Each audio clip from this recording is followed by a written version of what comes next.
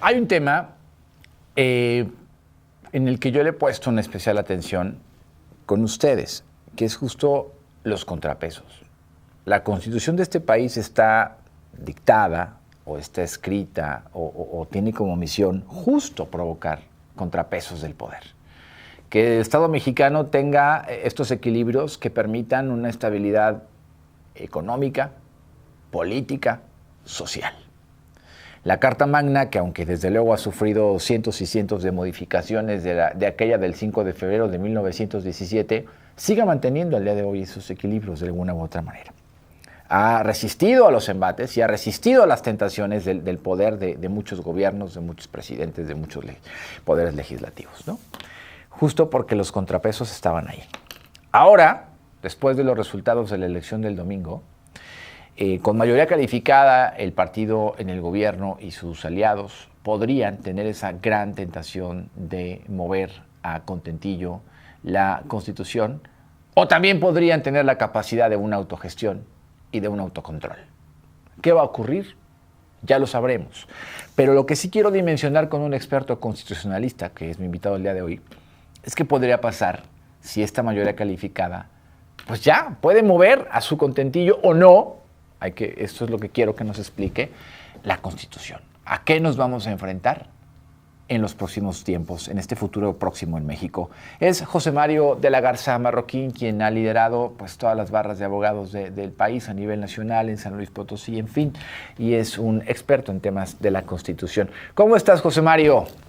Héctor, qué gusto saludarte. Muy buenas tardes, noches. Qué gusto estar contigo, con el auditorio, compartiendo este tema tan trascendental para nuestro país. Gracias, José Mario. Retratemos el nuevo escenario. José Mario, ha cambiado la escena. El domingo la escena cambió. Claro. Y lo que nos importa aquí es no ser ni alarmistas, ni exagerados, ni ideológicos. No, a ver, vamos a lo técnico, a lo jurídico. ¿Cuál es el nuevo escenario para el país, José Mario? Bueno, el escenario es que se obtuvieron las mayorías en el Congreso, tanto en la Cámara de Diputados como en la Cámara de Senadores.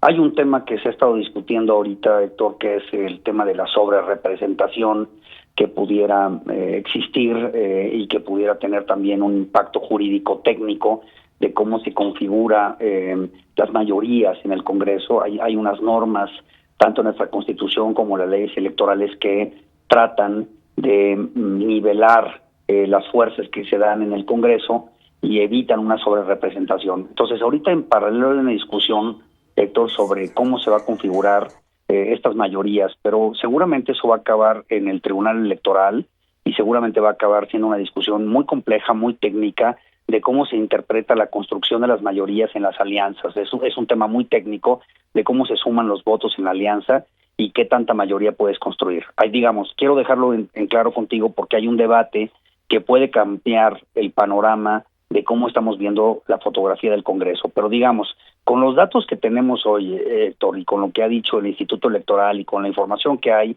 el Morena tendría una representación mayoritaria en la Cámara de Diputados y en el Senado que les permitirían avanzar con reformas constitucionales.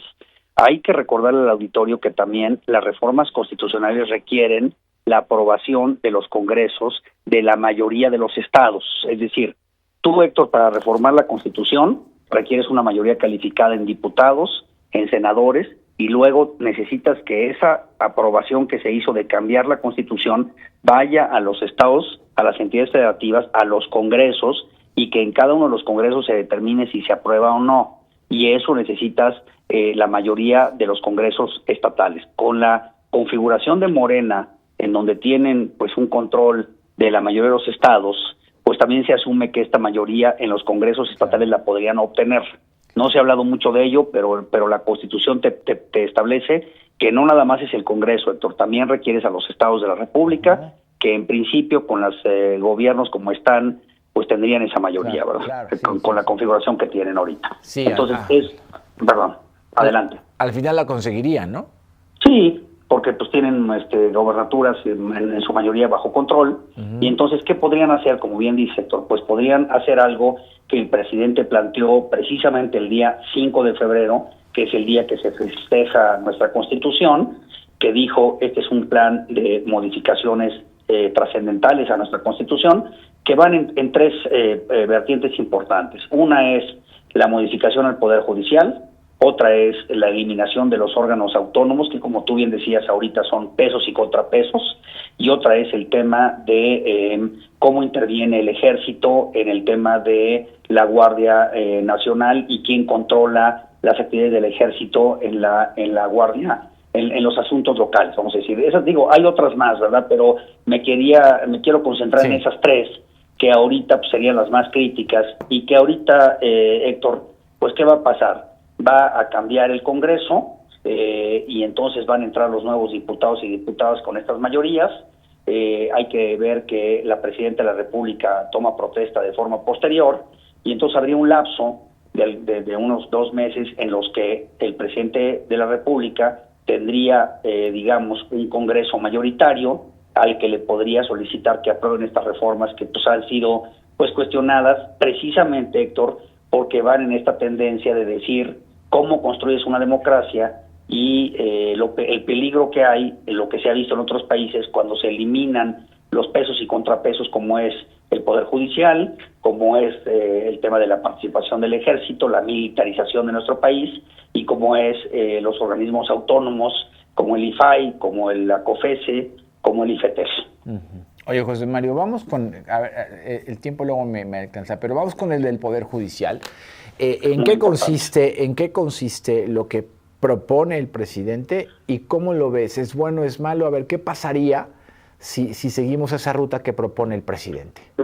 Mira, propone varias cosas, pero me voy a concentrar por la cuestión del tiempo en la más trascendental, que es cómo se elige a los ministros y ministras de la Corte y cómo se elige a los jueces y magistrados federales, ¿verdad? Vamos a decir. Uh-huh. Entonces, ellos están proponiendo en su plan C, que ya está presentado, Héctor, que estos funcionarios judiciales sean electos por voto popular. Es decir, imagínate, me voy al caso concreto de un estado de la República. Ahí tendríamos, digamos, unas votaciones en donde tú verías espectaculares, verías propaganda, verías mítines para votar por un juez o por un magistrado. Y entonces tú votarías y el magistrado que tome más votos o el juez que tome más votos, pues ganaría la elección. Es decir, se ha dicho, oye, esto es politizar la justicia. La verdad es que en otras experiencias esto no ha funcionado bien. ¿Por qué, Héctor? Porque para llegar a esos cargos de elección popular, pues tú sabes que hay dinero, hay campañas, hay recursos, y entonces corres el riesgo de que el crimen organizado, los intereses de facto, las empresas, los poderes fácticos que operan en México, pues le metan dinero a esas campañas, y entonces resulta que no es que tengas a los mejores ministros, a los más capacitados, a la meritocracia, sino que tengas quizás a los más populares o a los que más dinero tengan resolviendo asuntos de justicia, que son asuntos técnicos, ¿no? Yo creo que ese es el punto más crítico de pensar si en México conviene politizar la justicia y entrar en este esquema, Héctor. Eso es lo que están proponiendo y, digamos, esa es la ruta que están planteando. Oye, ¿en algún otro país se hace algo similar y funciona, José Mario? Pues mira, se eligen jueces menores, jueces, digamos, municipales, jueces con una función más de lo cotidiano, de resolver asuntos de justicia ordinaria, pero no en los países democráticos, si tú analizas en Europa, en los principales países de la estructura occidental, pues han abandonado ese esquema, Héctor, y han transitado en un mecanismo de buscar procedimientos para lograr que los mejores abogados y abogadas de un país sean los que logren ser jueces y que no los más populares o los que más dinero tengan logren estar sentados en un tribunal resolviendo asuntos de justicia y involucrando temas de justicia con dinero y con política. No, la verdad es que no ha funcionado en otros países. Estados Unidos tiene en algunos cargos menores jueces que se eligen así, pero no lo ves en las Supremas Cortes, no lo ves en los jueces federales.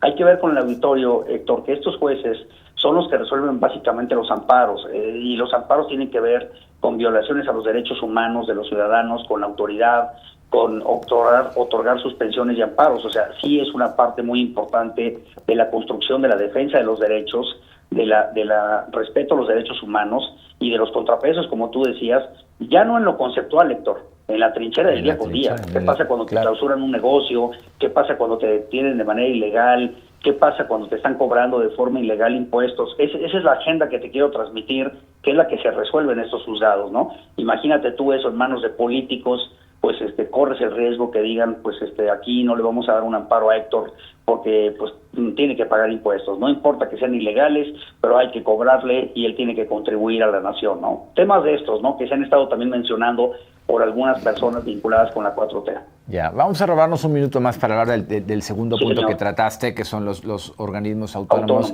A ver, muchos ya incluso vapuleados por el presidente, debilitados, sin presupuesto, el INAI, en fin.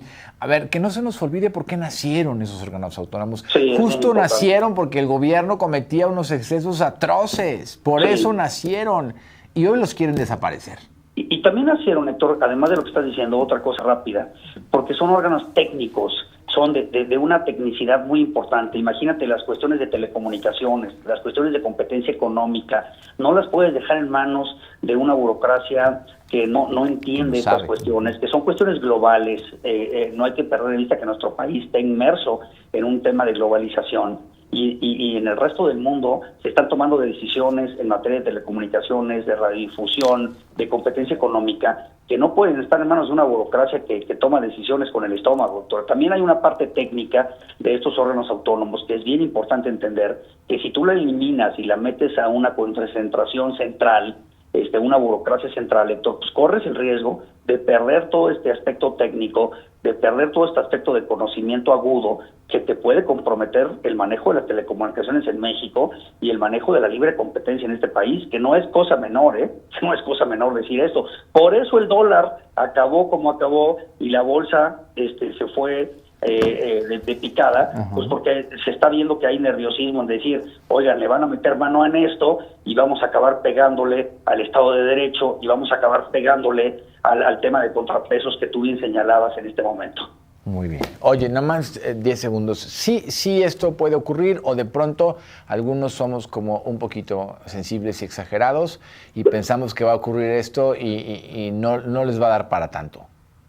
Pues mira, técnicamente sí podría ocurrir. Yo creo que Claudia Sheinbaum se dio cuenta que ahí algunas de sus gentes se aventaron a decir que lo iban a hacer haya sido como haya sido, pero yo creo que metieron un poquito de sensatez en decir, bueno, vamos a manejar esto con cautela. Ojalá, Héctor, ojalá tengamos un diálogo y tengamos una manera de construir un país donde se escuche a las voces y no se tomen las mayorías de forma irresponsable y en una forma autoritaria. Ojalá yo hago votos, Héctor, para que nuestro país se construya en los diálogos y no en un régimen autoritario que abusa de las mayorías que se construyeron el domingo pasado. Claro, coincido contigo, yo hago votos para que haya una autocontención consciente, responsable, reflexiva del poder.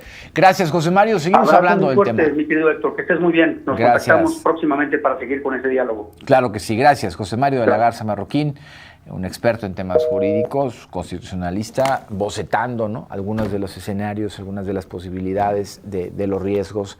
Y yo sí esperaría, ¿no?, que la presidenta electa, que los congresistas electos, los congresistas electos respiren, pasen la emoción del resultado que tuvo esta elección y piensen en el país y en los temas torales para la República.